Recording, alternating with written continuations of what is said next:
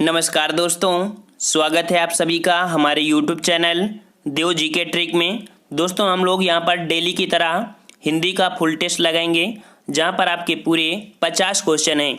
और काफ़ी अच्छा लगता है आप लोगों से जब कहते हैं सर कि पिछले वीडियो की अपेक्षा और जो हमारे नंबर हैं वो बढ़ चुके हैं, 2-3 नंबर हम लोग इंक्रीज किए हैं। तो काफ़ी अच्छा हमको भी लगता है और आप लोगों को तो अच्छा लगता ही होगा, क्योंकि पिछले वीडियो की तुलना में आप 2 नंबर यहाँ पर ज़्यादा ला रहे हैं। हमारा टारगेट है आपके नंबर लाना कितना, 45 प्लस। जब तक आपके 45 प्लस नंबर नहीं आते हैं तब तक आपको फुल टेस्ट यहाँ पर हम लोग कराते रहेंगे। तो आइए यहाँ पर स्टार्ट करते हैं। अगर आप नए हैं तो हमारे चैनल से जुड़ सकते हैं और आप फुल टेस्ट यहाँ पर लगा सकते हैं, जो कि आपको बेहतरीन यहाँ पर टिप्स के साथ और ट्रिक के साथ भी आपको सॉल्व कराया जाता है। तो चलते हैं। यहाँ पर आपका पहला क्वेश्चन दिया है, यहाँ पर कह रहा है 1 से 5 तक आपको गद्यांश सॉल्व करना है। हमने आपको बता दिया है कि गद्यांश सॉल्व करने का सबसे शार्ट ट्रिक यही होती है कि आप गद्यांश को ना पढ़कर सबसे पहले आप क्या पढ़िए, यहाँ पर क्वेश्चन पढ़ लीजिए। क्वेश्चन आप जल्दी से इनको क्वेश्चन को सिर्फ पढ़ना है, हम यहाँ नहीं कह रहे हैं कि आपको उसको समझना है, सिर्फ पढ़ लेना है। और ऐसे ही अगर आप पढ़ लेते हैं 4-5 क्वेश्चन जो होते हैं, और इसके बाद आप यहाँ पर पैराग्राफ को पढ़ना शुरू करिए। जब पैराग्राफ को आप पढ़ेंगे तो जैसा ही आपको मिलेगा, मित्र कैसा होना चाहिए, सच्चा होना चाहिए। अर्थात आपको क्वेश्चन तुरंत पहले ही दिमाग में है कि हमने ये क्वेश्चन पढ़ा है और इसका उत्तर मिल चुका है, आप आसानी से वहाँ तुरंत निशान लगा देंगे और आपको आंसर मिल जाएगा। तो हमारा मानना है कि ये 5 नंबर जो होते हैं आपके फ्री के होते हैं। लगभग 4 नंबर आप ले आते हैं, 1 नंबर है जो हमारे माध्यम से आप ला सकते हैं। तो ये 5 नंबर अपने खाते में जोड़कर ही चलिए डेली, ठीक है। हम ये आपको सॉल्व नहीं कराते हैं, वैसे बता देते हैं कि शॉर्ट ट्रिक क्या होती है इसको सॉल्व करने की। तो 5 नंबर आपके हो चुके हैं, ठीक है।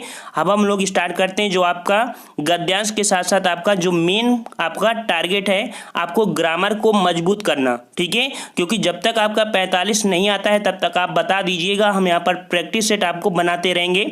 लगभग आपकी यूपी ट्रिपल मेडल पूरा यही रहेगा।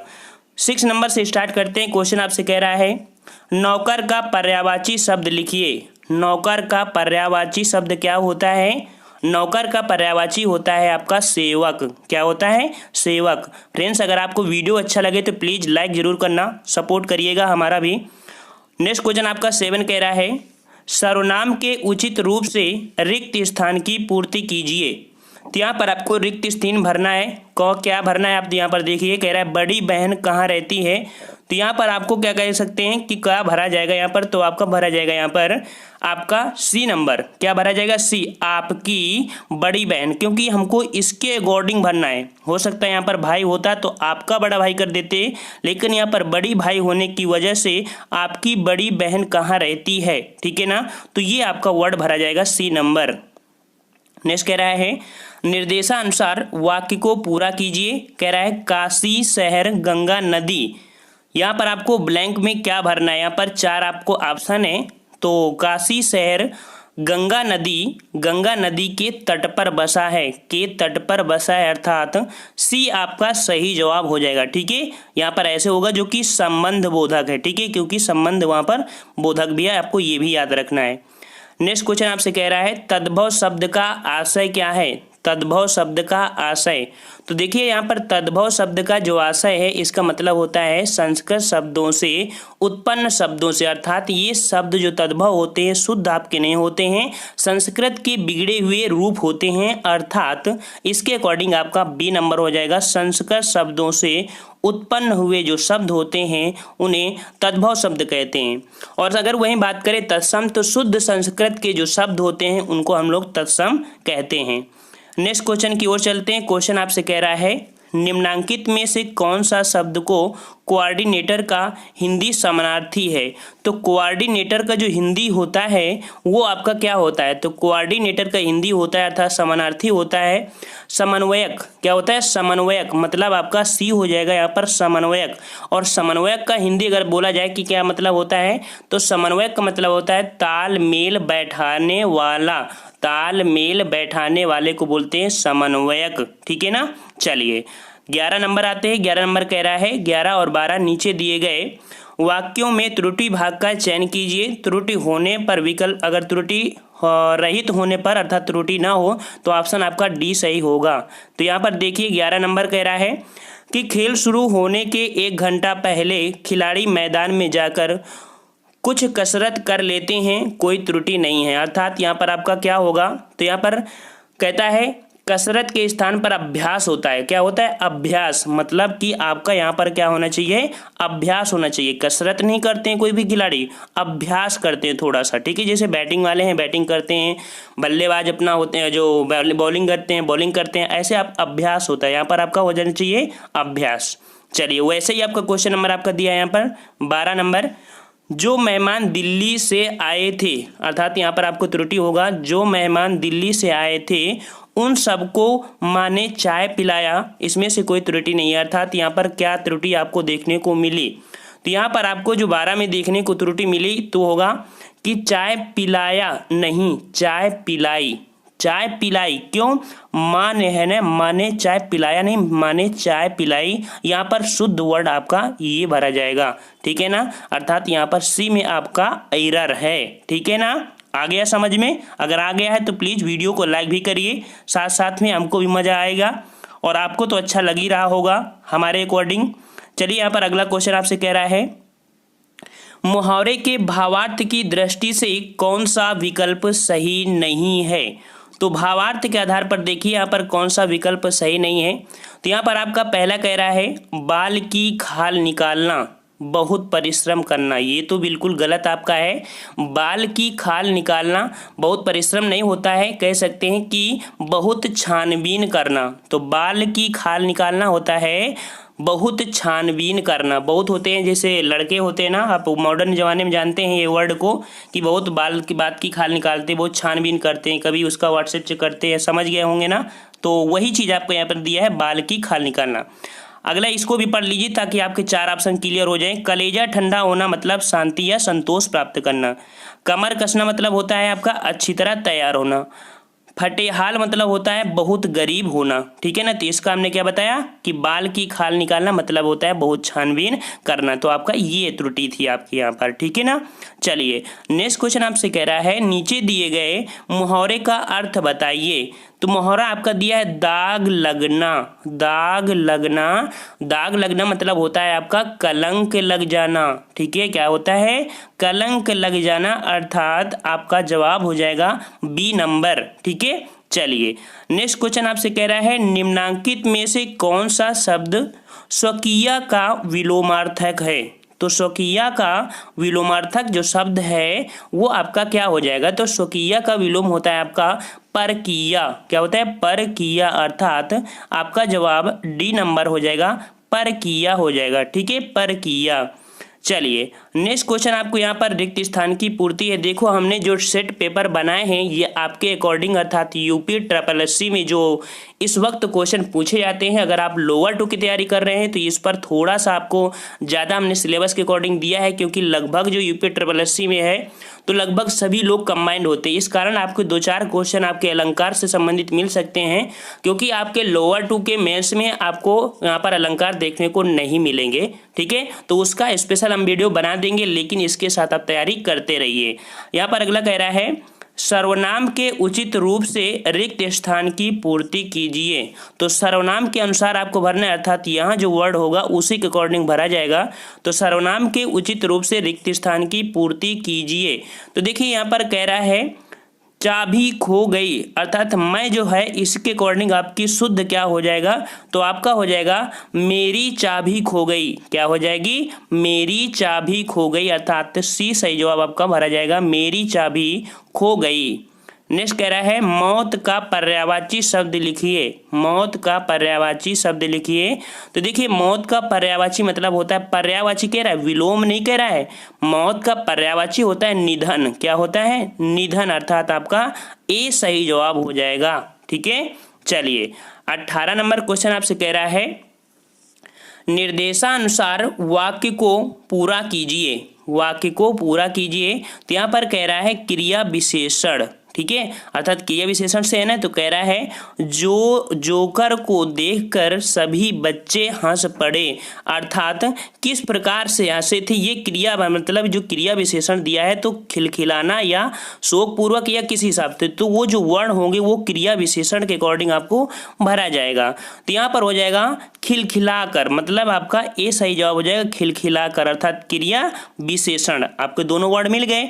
तो जोकर को देखकर सभी बच्चे खिलखिलाकर हंस पड़े, ये आपका शुद्ध हो जाएगा। ठीक है ना।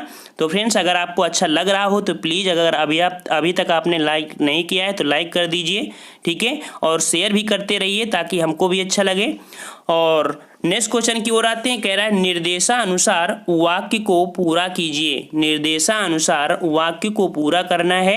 कह रहा है 90% से अधिक अंक पाकर तुमने तो कमाल कर दिया।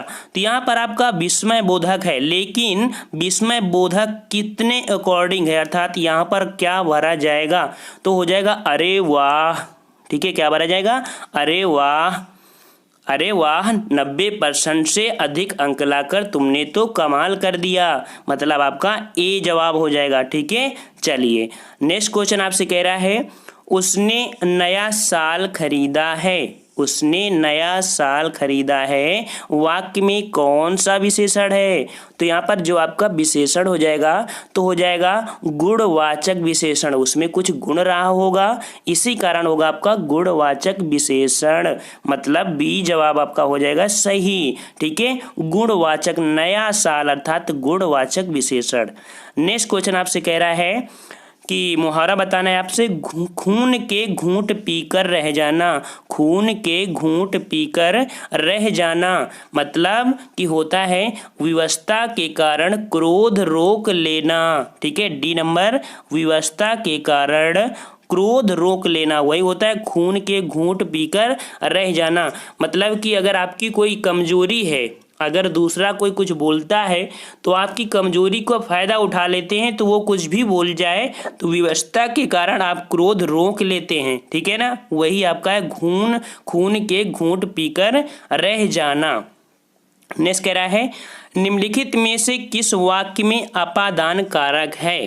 तो देखिए, अपादान मतलब अलग होना होता है, और अलग होना मतलब आपको सिंपल सा दिख रहा होगा। लड़का पेड़ से गिरा, लड़का पेड़ से गिरा मतलब पेड़ से अलग हो गया, और जब पेड़ से अलग हो जाएगा तो क्या हो जाएगा, यहाँ अलग होने का भाव हो रहा है, और जहाँ अलग होने का भाव होगा वहाँ आपका अपादान कारक होगा, अर्थात यहाँ पर हो जाएगा अपादान कारक। चलो नेक्स्ट क्वेश्चन की ओर चलते हैं। क्वेश्चन आपसे कह रहा है कि निम्नलिखित में से राजपुत्र शब्द में कौन सा समास है। और राजपुत्र, हमने जब भी समास स्टार्ट करते हैं तो आपको यही उदाहरण ही बताते हैं, क्योंकि इससे बच्चों को समझ में आ जाता है। तो राजपुत्र मतलब राजा का पुत्र, और राजा का पुत्र है, इसका मतलब है संबंध होगा।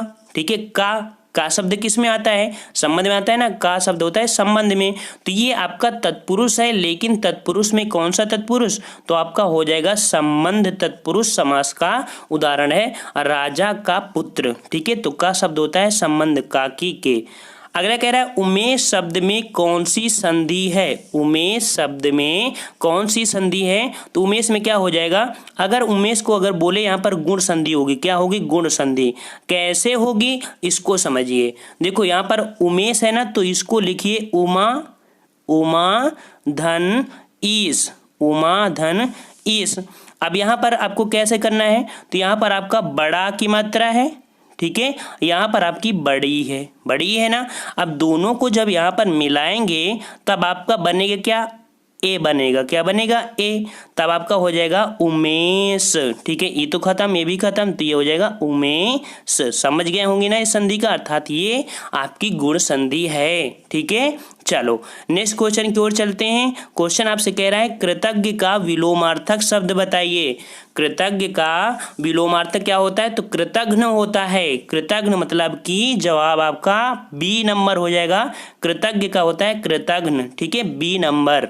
चलिए नेक्स्ट क्वेश्चन आपसे कह रहा है निम्नांकित में से कौन सा वाक्य सही है। कौन सा वाक्य सही है, तो हो जाएगा, देखो यहाँ पर कह रहा है मुझको घर को जाने की जल्दी है, तो ऐसा तो नहीं बोलते हैं, लेकिन पहला पढ़ के देखिए, मुझे घर जाने की जल्दी है, मतलब आप लोग से अगर बोला जाए कि आप क्या बोलोगे, तो यही बोलोगे ना, मुझे घर जाने की जल्दी है, मुझे छोड़ दो, ठीक है ना। तो वही आपका मतलब ए नंबर आपका शुद्ध है यहाँ पर कि मुझे घर जाने की जल्दी है, ठीक है। चलो नेक्स्ट क्वेश्चन की ओर चलते हैं। क्वेश्चन आपसे कह रहा है, निम्नलिखित में से कौन सा वाक्य संयुक्त वाक्य नहीं है? संयुक्त वाक्य नहीं है, तो देखिए यहाँ पर संयुक्त वाक्य कौन सा नहीं होगा। अभी आपको बताते हैं कि संयुक्त वाक्य होते क्या हैं, उसको भी समझते हैं। तो यहाँ पर जो आपका संयुक्त वाक्य नहीं है मतलब पूछ रहा है, तो आपका नहीं है कौन सा? B number. कौन सा? B number. मतलब कह रहा है सौरभ मोहन को मूर्ख बना रहा है। तो ये तो आपको बिल्कुल सिंपल लग रहा है सिंपल ना। लेकिन यहाँ पर देखो आपका दिया है राम गया, एक आपका सिंपल, सीता आ गई, आपके बीच में कंजंक्शन है। जब ऐसे कंजंक्शन होते हैं तो आपको कंजंक्शन पता करना होता है कि लेकिन जो वर्ड होता है किस में प्रयोग करते हैं। अगर ये आपको समझ में आ गया तो समझो आपको यहाँ पर जितने भी वाक्य हैं समझ में आ जाएगा। तो यहाँ पर आपसे कह रहा है संयुक्त वाक्य नहीं है, तो आपको बिल्कुल सिंपल पता चल गया कि यहाँ पर बी नंबर आपका यहाँ पर हो जाएगा, ठीक है। 27 का आपका जवाब हो जाएगा बी नंबर, सौरभ मोहन को मूर्ख बना रहा है, ठीक है। संयुक्त वाक्य नहीं है। संयुक्त वाक्य में क्या होता है? तो संयुक्त वाक्य में दो प्रधान वाक्य समुच्चय अवयव होते हैं, जैसे और होता है, जो होता है संयुक्त वाले में क्या जुड़ा होता है? और जुड़ा होता है, इसलिए जुड़ा होता है, तथा जुड़ा होता है। तो ये आपका जैसे कि आपका दिया होता तो आपका हो जाता। समझ गए होंगे ये तीन वर्ड को। चलिए नेक्स्ट नंबर आपका 28 कह रहा है। 28 नंबर कह रहा है निम्नांकित में से कौन सा शुद्ध शब्द है? तो शुद्ध शब्द आपका है अनुग्रहित। कौन है? अनुग्रहित। तो अनुग्रहित तो चारों लिखे हैं, लेकिन अनुग्रहित लिखते कैसे हैं? तो अनुग्रहित जो शुद्ध लिखते हैं वो लिखते हैं आपके बी नंबर, अनुग्रहित, ठीक है। अनुग्रहित ऐसे लिखते हैं बिल्कुल। एक बार देख लीजिए और रट लीजिए, इस तरह के वर्डों को लिख लीजिए कॉपी में, दीवार में, कहीं भी। चलो यहाँ पर 29 नंबर, जिसमें शक्ति न हो वाक्यांश के लिए एक शब्द लिखिए। तो जिसमें शक्ति न हो उसके लिए एक शब्द जोड़ते हैं अशक्त। क्या बोलते हैं? अशक्त। मतलब कि सी आपका सही जवाब हो जाएगा। नेक्स्ट क्वेश्चन की ओर चलते हैं। क्वेश्चन आपसे कह रहा है जनता द्वारा चलाया जाने वाला राज्य, जनता द्वारा जो चलाया जाता है राज्य, उसके लिए एक शब्द बताना है। तो जो जनता चलाती है उसे बोलते हैं जनतंत्र। क्या बोलते हैं? जनतंत्र। मतलब कि बी नंबर आपका हो जाएगा जनतंत्र, ठीक है ना। चलिए नेक्स्ट क्वेश्चन आपसे कह रहा है वाक्य को क्रम से लिखिए। वाक्य को क्रम से लिखना है यहाँ पर। भाई क्रम कैसे आपको बनेगा? तो यहाँ पर देखिए क्रम आपका कैसे बनेगा।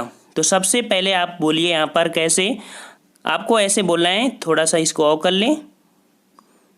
चलो क्रम से आपको कैसे बोलना है, तो क्रम में आएगा आपका कैसे, यहाँ पर आपसे बोलो कि शेर गहरी नींद में सो रहा था, चूहा शेर के ऊपर चढ़ गया, शेर की नींद टूट गई, गुस्से से शेर ने चूहे को पकड़ लिया। अर्थात सी सही जवाब आपका हो जाएगा, ठीक है फ्रेंड्स।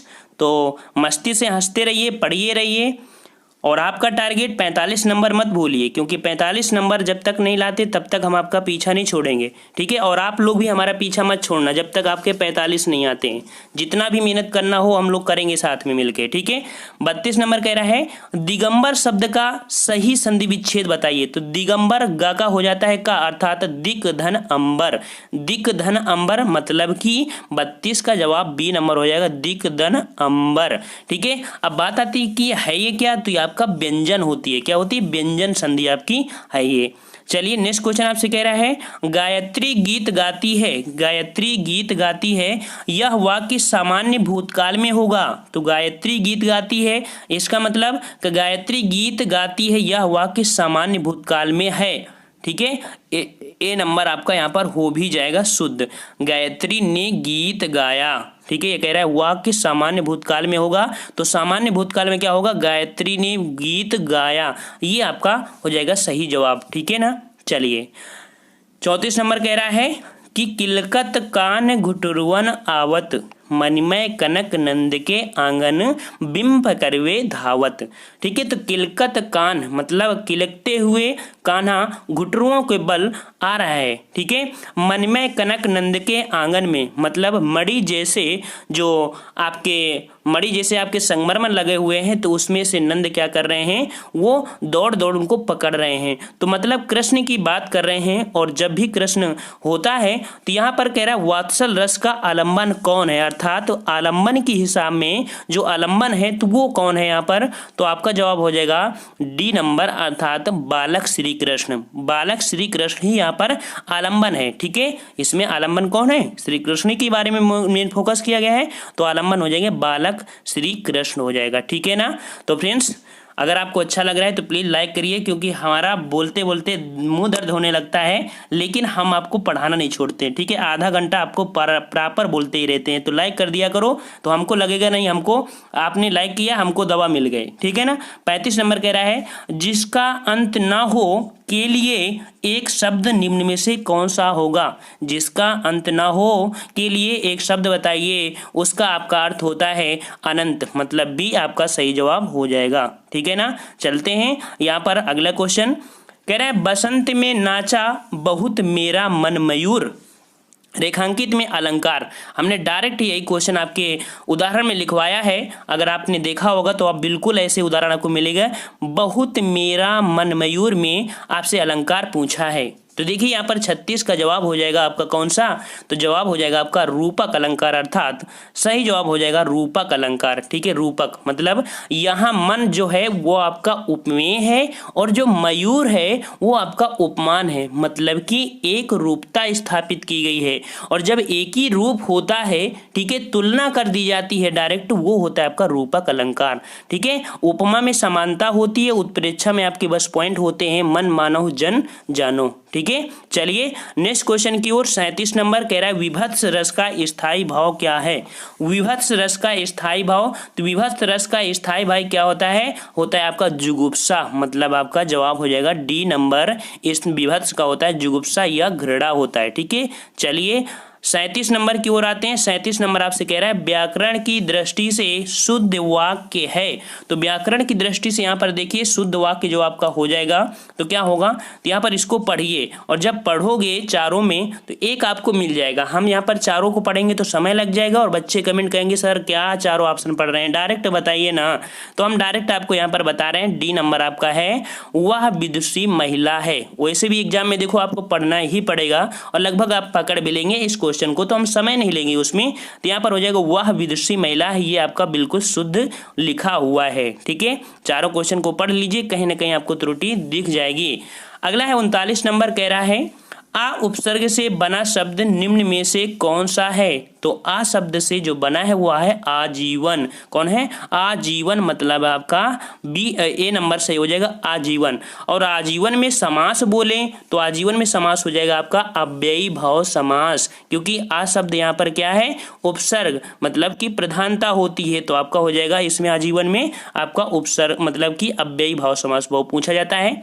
40 नंबर कह रहा है बंदरिया शब्द में प्रयुक्त प्रत्यय बताइए। बंदरिया शब्द में प्रयुक्त प्रत्यय, तो भाई बंदरिया इया, मतलब कि इया आपको आ रहा है ना, इसका मतलब कि 40 का जवाब हो जाएगा आपका यहाँ पर सी नंबर इया, बंदरिया इया आ गया ना। चलिए नेक्स्ट कह रहा है वह तख्त पर सोता है में कौन सा वाच्य है। तख्त पर सोता है, तो यहाँ पर आपका पूछा है कौन सा आपका वाच्य है, तो यहाँ हो जाएगा कृत्यवाच्य। क्या हो जाएगा कृत्यवाच्य, मतलब कि जवाब हो जाएगा आपका यहाँ पर सी नंबर कृत्यवाच्य। किस पर सोता है, तो तख्त, और तख्त क्या है आपका कर्म है। ठीक है, कर्म है क्या, तो कर्म हो जाएगा। लेकिन यहाँ पर सोता है तो सोता आपकी कैसी है अकर्मक क्रिया, और अकर्मक क्रिया के अकॉर्डिंग देखा जाए तो आपका कृतवाच्य हो जाएगा। ठीक है, कृतवाच्य। लेकिन ये अगर क्रिया आपकी सकर्मक होती तो आपका हो जाता है कर्मवाच्य, क्योंकि कर्म जो होता है डिपेंड होता है आपके मतलब सकर्मक क्रिया पर, तो आपका इसके अकॉर्डिंग आपका क्या हो जाएगा कृत्यवाच्य हो जाएगा। जवाब आपका हो जाएगा सी नंबर। ठीक है, 41 का सी नंबर कृत्यवाच्य, अर्थात अकर्मक क्रिया यहाँ पर दी गई है।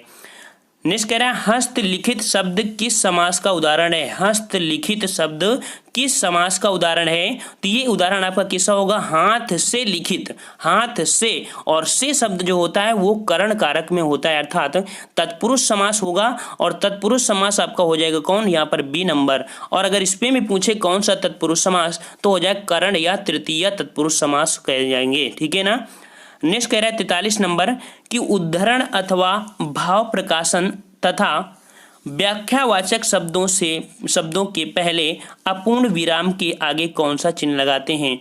तो पूरा वर्ड बोलो, लेकिन उसके अपूर्ण विराम की बात करें कि उसके पहले आपको रुकना है, तो वहां पर जो चिन्ह लगाते हैं उसे चिन्ह का बोलते हैं उद्धरण चिन्ह, या कह सकते हैं भाव प्रकाशन, ठीक है। तो यहाँ पर आपका जो हो जाएगा वो हो जाएगा आपका सी नंबर, अर्थात ये होता है आपका जवाब, ठीक है, उद्धरण चिन्ह। नेक्स्ट क्वेश्चन आपसे कह रहा है सही विकल्प चुनिए। सही विकल्प चुनना है, तो यहाँ पर कह रहा है पल्लवन सामान्यता, तो यहाँ पर कह रहे हैं भाषा, मतलब कि 44 का हो जाएगा आपसे गद्य भाषा में किया जाता है। पल्लवन समानतः गद्य भाषा में ही किया जाता है, आपका जवाब हो जाएगा 45 का सी नंबर। चलिए नेक्स्ट क्वेश्चन यहाँ पर कह रहा है 45 नंबर किस विकल्प में सही परिभाषित शब्द है, अर्थात यहाँ पर कुछ आपके मीनिंग है और हमने बताया है कि अगर आपको मीनिंग आ रहे हैं तभी करना, ऐसे मत करना। तो यहीं पर जो सही शब्द आपकी है वो आपकी कौन सी है? रिकमांडेड, मतलब कि संस्कृति आपका शुद्ध वर्ड होता है रिकमांडेड, ठीक है, ये आपका शुद्ध हो जाएगा यहाँ पर। नेक्स्ट क्वेश्चन की ओर चलते हैं 46 क्वेश्चन, क्योंकि समय आपका हो गया है काफी। छंद की हर पंक्ति को चरण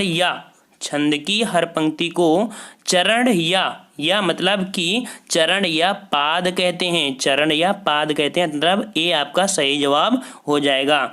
नेक्स्ट कह रहा है आपसे कि एक आंख से रोवे एक आंख से हंसे, लोकोक्ति का सही अर्थ बताइए। तो एक आंख से रोवे एक आंख से हंसे, तो इसका मतलब होता है 47 का जवाब दिखावटी रोना। क्या होता है? दिखावटी रोना, मतलब आपका जवाब हो जाएगा डी नंबर, ठीक है ना। 48 है बांझ का तत्सम शब्द बताइए। बांझ का तत्सम, तो बांझ का जो तत्सम होता है वो होता है बंध्या, मतलब आपका ए नंबर आपका है बंध्या। बांझ का तत्सम होता है बंध्या, ठीक है ना।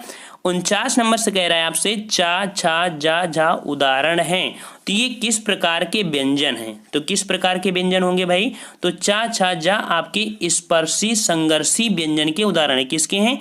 स्पर्शी संघर्षी व्यंजन के उदाहरण है। देखो स्पर्शी जो व्यंजन होते हैं आपके शुद्ध होते हैं कितने? 25 का से लेके माँ तक।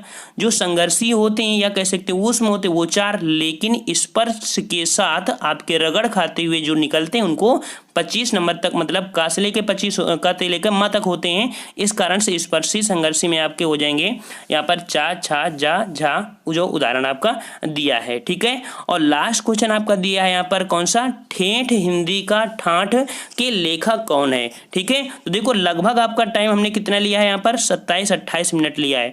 और अगर आप एग्जाम में भी जाना तो एक टारगेट लेना कि 28 मतलब 30 मिनट के अंतर्गत आप पूरा पेपर सॉल्व कर लेना। तो 50 क्वेश्चन अगर सॉल्व करना है, विस्तार से पढ़ना है, तो भाई आपका 30 मिनट का तो समय लगेगा ही, ठीक है ना। और अगर आपको अच्छा लगा है तो वीडियो को लाइक भी करो, शेयर भर कर दीजिए, ताकि हमको भी अच्छा लगने लगा कि व्यू आ रहे हैं, आप लोग बहुत मेहनत कर रहे हैं, हम भी आपके लिए मेहनत कर रहे हैं। तो 50 क्वेश्चन आपका जो दिया है, एक मिनट देखिए फोन। चलो नेक्स्ट कह रहा है ठेठ हिंदी का ठाठ के लेखक कौन है? तो इसके लेखक हो जाएंगे अयोध्या सिंह उपाध्याय। अर्थात जवाब हो जाएगा सी नंबर आपका यहाँ पर हो जाएगा अयोध्या सिंह उपाध्याय। सी नंबर आपका सही जवाब हो जाएगा। तो ये रहे आपके 50 क्वेश्चन, और आपको कमेंट करना है जो आपका अगला टेस्ट पेपर होगा। तो टेस्ट पेपर में हमने आपको एक क्वेश्चन देंगे, उसका आपको कमेंट करना है। कमेंट आपका ये है परिक्रमा में उपसर्ग कौन है, ठीक है। आपके पास क्वेश्चन लिख दे रहे हैं परिक्रमा, ये ऐसे लिखते हैं, और इसमें से पूछ रहा है उपसर्ग क्या है। ऑप्शन है ए क्रम, ऑप्शन बी है पर, ऑप्शन सी है पा, और ऑप्शन डी है परी, ठीक है। ये 4 आपके ऑप्शन है, आपको कमेंट करके बताना है। अगर आपको अच्छा लगा है तो लाइक करके ही जाइएगा। धन्यवाद। जय हिंद, जय भारत।